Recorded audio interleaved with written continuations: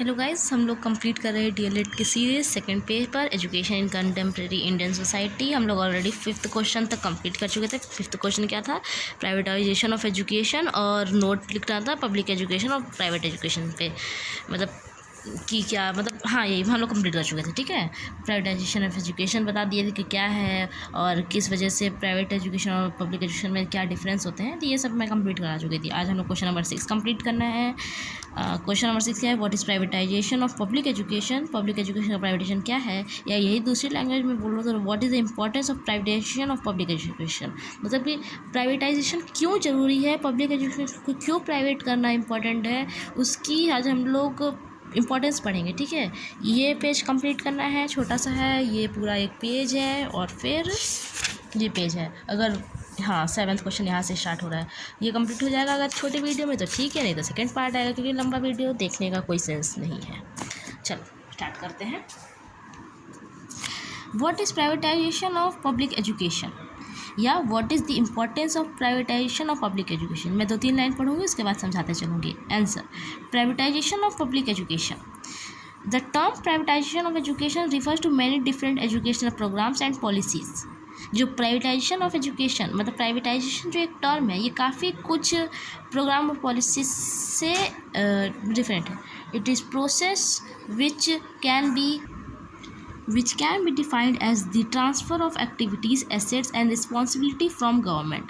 मतलब ये एक प्रोसेस है जो कि डिफाइन करता है कि ट्रांसफ़र करता है, मतलब एक जगह से दूसरी जगह पे एक एक्टिविटीज़ को या रिस्पॉन्सिबिलिटीज़ को गवर्नमेंट से लेके किसी और जगह पे ट्रांसफ़र करता है। यही एक प्रोसेस है प्राइवेटाइजेशन का। Public institutions, organisations to private individual and agencies. हाँ ठीक है, education is the most important powerful tool invented by mankind to mould himself for his life. मतलब एक एजुकेशन एक बहुत इंपॉर्टेंट पावरफुल टूल है, पावरफुल इन्वेंशन कह सकते हो। वैसे इन्वेंशन नहीं, हाँ ठीक है इन्वेंशन, क्योंकि इन्वेंट की गई है ताकि एक इंसान अपने आप को उस चीज़ में ढाल सके। मोल्ड मतलब ढाल सके, मोल्ड मतलब ढालना। It is the important source of employment, income, standard of living. बात भी सही है, ये एक इम्पॉर्टेंट सोर्स है अपने एम्प्लॉयमेंट के लिए। जो पढ़ेगा वही बढ़ेगा। So everyone gives importance to higher education. सही बात है, जो लोग हायर एजुकेशन करते हैं उनको अच्छी फील्ड मिलती है। Consequently demand for higher education has been increased.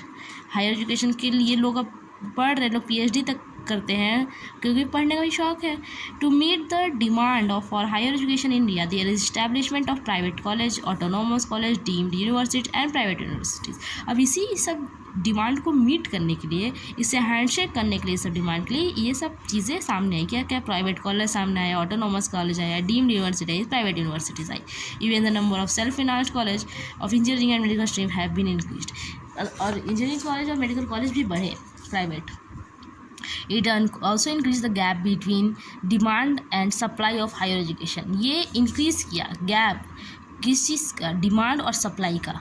As a result of this, privatization of education has been growing day by day। Objective of privatization of education in India, day by day privatisation of education की demand बढ़ती जा रही है। Providing quality education, promotion of technological advancement, reducing gap between industry and education. मतलब quality education provide करना, promotion of technological advancement, technology में जो advance आ रही है उसको गैप को रिड्यूस करना, और इस गैप को इंडस्ट्री और एजुकेशन के बीच में गैप को रिड्यूस करना, ये सब कुछ प्राइवेटाइजेशन ऑफ एजुकेशन के थ्रू ही पॉसिबल है। Achieving widespread private ownership in our society and reduce the burden of government. सही बात है, गवर्नमेंट का बर्डन भी रिड्यूस होता है। Providing education in remote area and small urban areas, generating highly skilled personal end of development in India, made the education for international standards. अच्छी बात है, प्राइवेट एजुकेशन जो मिलती है वो इतनी अच्छी होती है कि वो इंटरनेशनल जो स्टैंडर्ड है उसको हम लोग फेस कर सकते हैं, क्योंकि इतनी अच्छी एजुकेशन मिलती है। प्राइवेट जो भी यूनिवर्सिटीज़ है, गवर्नमेंट स्कूल और प्राइवेट स्कूल का भी एक एग्जांपल है ना, छोटा सा भी एग्जांपल है, बट उसका इम्पैक्ट काफ़ी बड़ा होता है। इंपॉर्टेंस ऑफ, जो कि हम लोग पिछले वाले क्वेश्चन में पढ़े थे, कितना बड़ा इम्पैक्ट है। Importance of privatisation of public education, क्या इंपॉर्टेंस है प्राइवेटाइजेशन के लिए, मतलब पब्लिक एजुकेशन को प्राइवेट करना क्या इंपॉर्टेंट दिखाता है इस क्वेश्चन में। इसमें भी अब हम लोग थोड़ा सा देखेंगे। The most important task in present scenario is to impart better and quality education. Better और क्वालिटी एजुकेशन एक सबसे बड़ा इंपॉर्टेंट टास्क है। Children are the nation builders for a future and to carve them a good citizen we need to provide them with proper education so that they can become pillar of nation's growth। देख रहे हो कितनी अच्छी lines लिखा है, ऐसे लिखोगे ना तो आंसर का जो वेटेज है वो आपको ज़्यादा हो जाएगा। देखो कितना अच्छा लिखा है, childrens are the nation builder. Children क्या है, नेशन बिल्डर है of future, and to carve them, carve मतलब क्या बोलता है, जो कार्व एक वर्ड है जो कि मूर्ति बनाने पे के लिए यूज़ किया जाता है, तो उसके लिए जैसे मूर्ति होती है ना उसमें डिज़ाइन किया उसको कार्विंग बोलते हैं। ये फोकस नहीं हो रहा है यार, हाँ। And to carve them a good citizen, उनको अच्छा सिटीजन बनने के लिए उनको कार्व करना है। And we need to provide them with proper education so that they can become pillar of nation's growth, वो एक पिलर की तरफ बन पाए, नेशन ग्रोथ कर पाए। In this aspect, we had wonderful decision on the above topic. Here are some important points which should be taken into consideration while framing the policy. कुछ ऐसे important points. Privatization in education has increased the opportunity by increasing the scope of admission in all level of education. Due to ownership, level of quality increased in few setups to great extent. However, this is not true with all private organizations. हाँ, private in education ये increase कर दिया है opportunities, क्यों? By increasing scope of admission in all level of education, हर एक level में education, हर एक लेवल एजुकेशन उसमें एडमिशन का स्कोप बढ़ रहा है। और कुछ सेटर्स भी हैं जो कि अच्छा काम कर रहे हैं, और this is not true with all private, मतलब सारे प्राइवेट ऑर्गेनाइजेशन भी ऐसा नहीं कर रहे। Most private institution are meant for financially strong strata of the society and the poor children are bound to go to government school. Private education इतना महंगा है कि गवर्नमेंट स्कूल में जाना पड़ रहा है बच्चों को, वो मजबूर हैं। This has widened the gap between the poor and the rich, बात सही है, वाइड हो गया है gap. Due to policies of various state such as शिक्षा सेवक, शिक्षा मित्र, संविदा गुरुजी etcetera, young talent is not at all interested in government system except NVS, KVS and excellence school. देखो ये सब कुछ स्कीम्स थी, क्या क्या, शिक्षा सेवक, शिक्षा मित्र, संविदा गुरुजी एक्सेट्रा। इसमें यंग टैलेंट जो है वो young talent is not at all interested in government, इसमें कोई भी इंटरेस्ट नहीं है कुछ चीज़ को छोड़ के, जैसे NVS है, KVS और एक्सेलेंस स्कूल है। Most of the parents of children enrolled in government schools are poor. हाँ सही बात है, जो गवर्नमेंट स्कूल जाते हैं वो ज़्यादातर पुअर ही होते हैं। And illiterate, therefore there is no one to assist them at home, assist करने के लिए कोई नहीं है। Government mechanism is utterly failing in this aspect. Lot of facilities have been provided nowadays to public system but no proper strategies to utilise and maintain it. काफ़ी सारी ऐसी facilities है जो कि प्रोवाइड की जाती है बच्चों को पब्लिक सिस्टम में, पर प्रॉपर स्ट्रेटजीज नहीं है जो कि उनको यूटिलाइज और मेंटेन करवाए है, तो पब्लिक सिस्टम पर उनको यूटिलाइज और मेंटेन करवाना है। Due to this it is turning to be great failure. सही बात है, फेल हो रहा है। Privatisation has no doubt increase the quantity of schools but quality is yet to be enhanced. Quality और भी इन्हांस करनी है। Through the job opportunities have increased but salary has decreased. Job security and satisfaction have lost. हाँ, job security और satisfaction भी कहीं नहीं है, कहीं जॉब सिक्योरिटी नहीं है तो कहीं सेटिस्फैक्शन नहीं है, क्योंकि इतनी सैलरी नहीं होगी। There seems no freedom for innovations in teaching as the private school have their own set rules. उनके पास भी अपने सेट ऑफ रूल्स है कि आप इसके बाहर नहीं पढ़ा सकते, इतना पढ़ाना ही, इतने महीने में इतना पढ़ाना है, विच टीचर्स हैव टू फॉलो, और टीचर्स को फॉलो करना है। Very less chance of upward mobility. Many times one has to obey the management where most of the members who are not qualified to fit into the position. बहुत बार ऐसा होता है कि उस मैनेजमेंट को ओबे करना ही पड़ेगा, और बहुत ऐसा है कि वो जो कि क्वालिफाई नहीं है जी। बहुत बार तो ऐसा है कि बहुत सारे लोग उस इतना क्वालिफाई भी नहीं होते कि उस पोजीशन को फिट रहे, उस मैनेजमेंट को वो झेल पाएँ। In this system buttering has become important. सही बात है, आजकल बटरिंग से ही काम चल रहा है, ऐसे तो काम चलेगा नहीं। In recent 10 years the quality of education in government school has degraded drastically, as a result people are opting for private school. मतलब इस 10 साल का एक ट्रेंड देखा गया कि जो गवर्नमेंट स्कूल की एजुकेशन है वो काफ़ी नीचे गिरती जा रही है, इसलिए लोग प्राइवेट स्कूल की तरफ जा रहे हैं। These schools are making education their business with people generally call commercialization of education. सही बात है, आज लोग बोलते भी हैं कि एजुकेशन एक बहुत बड़ा बिजनेस है, इसको लोग बिजनेस बना रहे हैं जिसका नाम दे देते हैं commercialisation of education. However in field of higher education situation has not become so worse. अभी हायर एजुकेशन में इतनी वर्स नहीं हुई जितना अभी छोटे लेवल पे है. प्राइवेट स्कूल का नाम खोल के उसको गवर्नमेंट स्कूल में उतना एडमिशन नहीं हो रहा जितना प्राइवेट स्कूल में एडमिशन हो रहा है. Still various government college and institution are first choice for over quality हाँ, ये तो बात है कि गवर्नमेंट कॉलेज और इंस्टीट्यूशन पहली चॉइस होती है बच्चों की, बाद में प्राइवेट में एडमिशन लेता है कोई. On the other hand due to government policy preferring quantity over quality private school college are growing daily. Getting registration for school is too easy. मतलब पहले रजिस्ट्रेशन कराना भी मुश्किल था, बट अब प्राइवेट स्कूल में आप रजिस्टर बहुत ईजिली कर सकते हैं अपने आप को. इन्फ्लुएंशियल पीपल और most of such institution where goal is to extract money in the same of fees for the various purpose. बस फीस निकलवाना है चाहे कोई भी नाम से हो.